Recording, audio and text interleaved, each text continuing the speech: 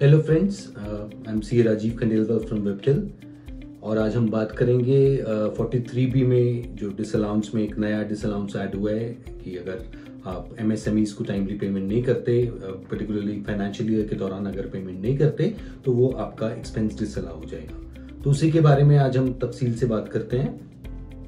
सबसे पहले बात आती है कि इसका ऑब्जेक्टिव क्या है, सरकार ये अमेंडमेंट क्यों लाई है, क्लॉज एच जो आप इसको हरक्यूलियन भी कह सकते हैं, क्यों लाई है। बेसिक ऑब्जेक्टिव तो है कि टाइमली पेमेंट टू एमएसएमईज हो।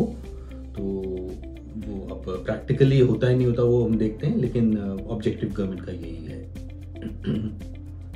तो जहाँ भी मर्केंटाइल सिस्टम ऑफ अकाउंटिंग या accrual system of accounting follow होता है, वहाँ हमें पता है कि डिडक्शन ऑफ एक्सपेंसेस भी आपको अक्रूवल बेसिस पे होती है, चाहे आप पेमेंट करें ना करें।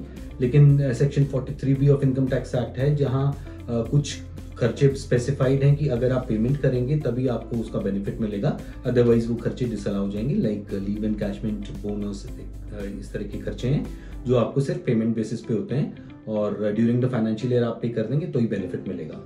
इसमें इन्होंने ये थोड़ी सी एक रिलीफ दी है कि अगर आप आईटीआर फाइलिंग की ड्यू डेट तक भी इनकी पेमेंट कर देंगे तो आपका बेनिफिट मिल जाएगा। तो ये हमारा 43B का प्रोविजन है। इस फाइनेंशियल ईयर से financial year 23-24, that is assessment year 24-25 से एक अमेंडमेंट आया है, क्लॉज एच इसमें ऐड हुआ है 43B में, जहां ये बताया गया है कि जो MSMEs particularly micro small enterprises हैं उनको जो पेमेंट्स आप करेंगे, अगर पेमेंट करेंगे तभी आपको उसका बेनिफिट मिलेगा, अदरवाइज ये खर्चा डिसअलाउ हो जाएगा।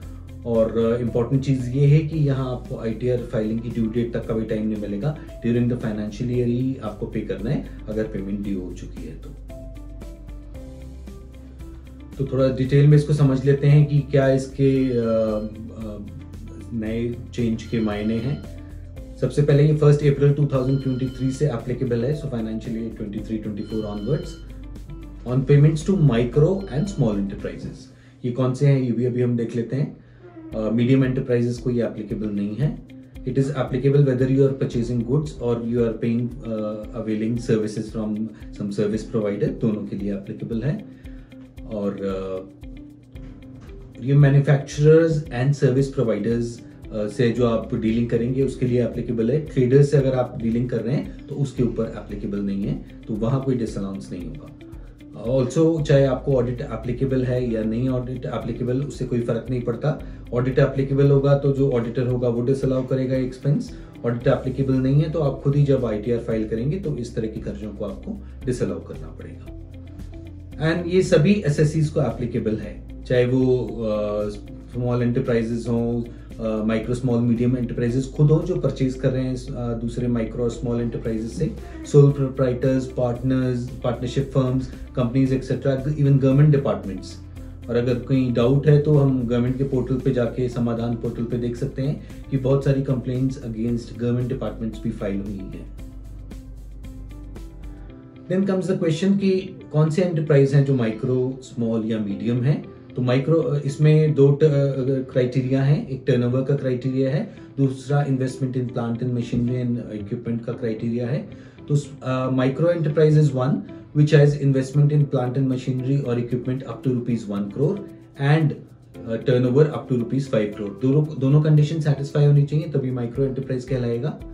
स्मॉल एंटरप्राइज वो हैं जिनका टर्नओवर अप टू 50 crores है और investment in plant and machinery और इक्विपमेंट अप टू 10 crores है।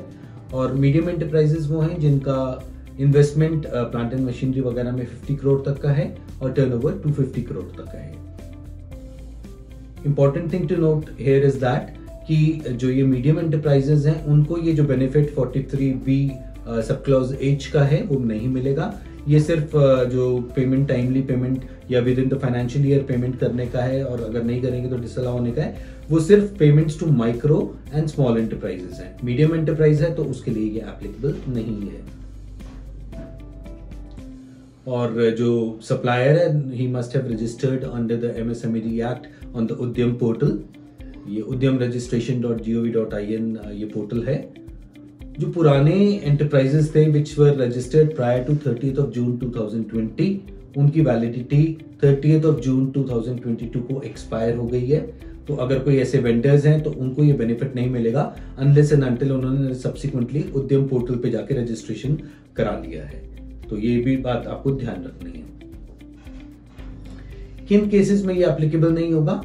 आउटस्टैंडिंग बैलेंस एज ऑन 1 अप्रैल 2023, कोई भी डिसअलाउंस नहीं है even if during the financial year 23-24 आपने पेमेंट नहीं किया, उसके बाद भी नहीं किया, क्योंकि इसका बेनिफिट तो आप पहले ही पिछले साल में ले चुके हो या उससे पिछले साल में आप ले चुके हैं, तो कोई डिसअलाउंस नहीं on the opening balance. Purchase from those vendors वो are not registered under MSME, हो सकता है उनको क्राइटेरिया फुलफिल करते हो लेकिन रजिस्टर्ड नहीं है उद्यम पोर्टल पे, तो वो भी उनको भी पेमेंट्स अगर ड्यू हैं तो ये कोई डिसअलाउंस नहीं होगा। परचेजेस फ्रॉम मीडियम एंटरप्राइजेस, उनसे भी पेमेंट्स हैं अगर ड्यू हैं और फाइनेंशियल ईयर में पे नहीं हुई तो कोई डिसअलाउंस नहीं होगा। सिमिलरली ट्रेडर्स से अगर आपने परचेज किया हुआ है तो ये भी क्लियर कर दिया गया है कि ट्रेडर्स वो are registered under Udyam are only for the purpose of priority sector lending, तो उनसे भी कोई आपको खतरा नहीं है इस बारे में। और परचेजेस विच आर कैपिटलाइज, आपने लैपटॉप खरीदा, आपने पीसी खरीदा, अगर कोई माइक्रो या स्मॉल एंटरप्राइज से और आपने during the financial year payment नहीं किया तो कोई चिंता का विषय नहीं है। ऑब्वियसली इंटरेस्ट की लायबिलिटी वगैरह तो आएगी लेकिन आपका डिसअलाउंस का कोई इशू नहीं होगा इधर। Similarly buyers opting for presumptive taxation under section 44 AD, ADA etcetera, उनको भी इसकी कोई इशू नहीं है, उनके केस में ये एप्लीकेबल नहीं होगा।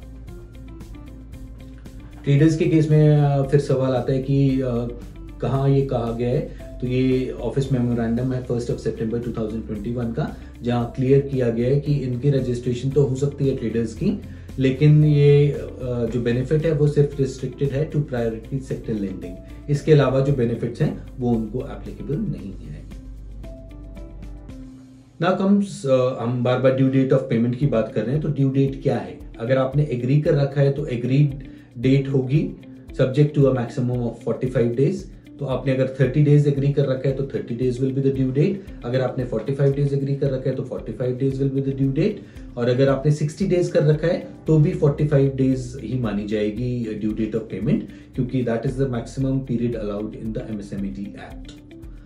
एग्री नहीं कर रखा, आपके ना इनवॉइस में कहीं मेंशन्ड है कि आपका ड्यू डेट ऑफ पेमेंट क्या है, ना आपने कोई एग्रीमेंट अलग से किया हुआ है, उस केस में परचेजर के लिए और बड़ी समस्या है, क्योंकि उसमें ड्यू डेट 15 डेज के बाद ही हो जाएगी। और ये कब से? फ्रॉम एक्सेप्टेंस ऑफ गुड्स और सर्विसेज। अब कई लोग कहेंगे कि हमने एग्रीमेंट किया है, कॉन्ट्रैक्ट एक्ट के अंदर हमने एग्रीमेंट किया है, कुछ वर्बल एग्रीमेंट्स हो सकते हैं, कुछ हमारे रिटन कॉन्ट्रैक्ट्स हो सकते हैं, तो that is valid under the contract act. लेकिन वी शुड अंडरस्टैंड, आपने चाहे 60 डेज एग्री किया हो चाहे 90 डेज एग्री किया हो, MSMED act supersedes all other acts, वो सभी एक्ट्स को सुपरसीड करती है। तो अगर आपने कुछ और भी एग्री कर रखा है, 180 डेज 1 ईयर भी अगर एग्री कर रखा है, तो उस केस में भी 45 डेज ही मैक्सिमम ड्यू डेट मानी जाएगी from the date of acceptance.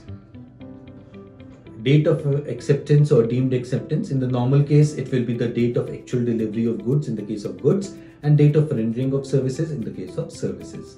अगर कोई आपकी डिस्प्यूट है क्वालिटी को रिलेटेड या कुछ और, तो अगर ऑब्जेक्शन आपने as a buyer within 15 days raise कर दी हैं, तो उस केस में जब ये रिजॉल्व हो जाएगी आपकी objection, from that date it will be deemed as the date of acceptance.